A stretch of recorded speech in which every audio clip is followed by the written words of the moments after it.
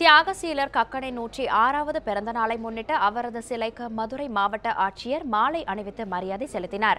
மதுரை மாவட்ட மேலூரை அடுத்த தும்பைப்பட்டியில் தமிழக முன்னாள் அமைச்சர் கக்கனின் 106வது பிறந்த நாள் கொண்டாடப்பட்டது.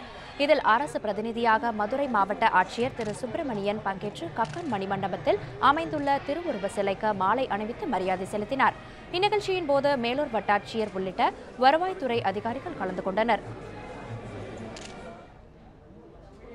அரசியல் வாழ்க்கையின் எளிமைக்கும் நேர்மைக்கும் உதாரணமாக வாழ்ந்த முன்னாள் காவல்துறை அமைச்சர் கக்கனின் 106வது பிறந்த நாள் இன்று கொண்டாடப்படுகிறது.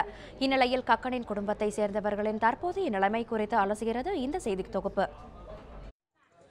மதுரை மாவட்டம் மேலூரை அடுத்த தும்பைப்பட்டியில் 1908ஆம் ஆண்டு ஜூன் 18ஆம் தேதி பூசாரி கக்கன் என்பவருக்கு மகனாக பிறந்தவர் கக்கன்.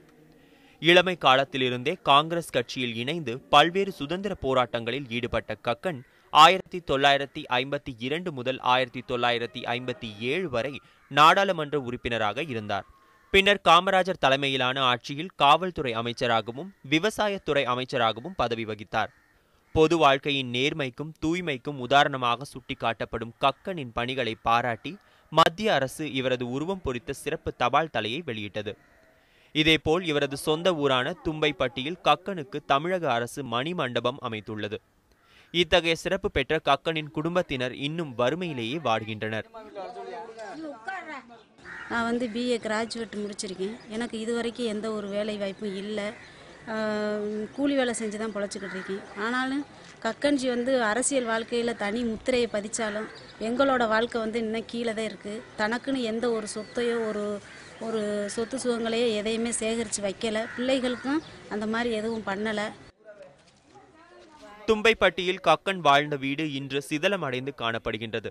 இந்த வீட்டினை புனரமைத்து குடிலாக அமைக்க வேண்டும் என்பது உள்ளிட்ட கோரிக்கையை அவரது உறவினர்கள் முன்வைக்கின்றனர்.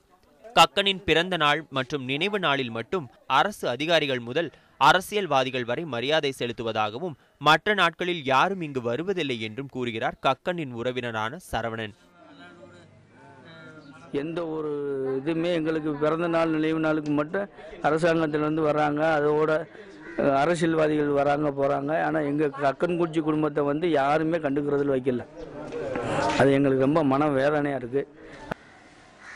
நாட்டிற்காக தன் குடும்பத்தை கூட கவனிக்காமல் எளிமையாக வாழ்ந்த கக்கனின் குடும்ப வாரிசுகளுக்கு அரசு வேலை உள்ளிட்ட உதவிகளை தமிழக அரசு செய்ய வேண்டும் என்பதே கக்கனின் ஒட்டுமொத்த குடும்ப உறுப்பினர்களின் கோரிக்கையாக உள்ளது.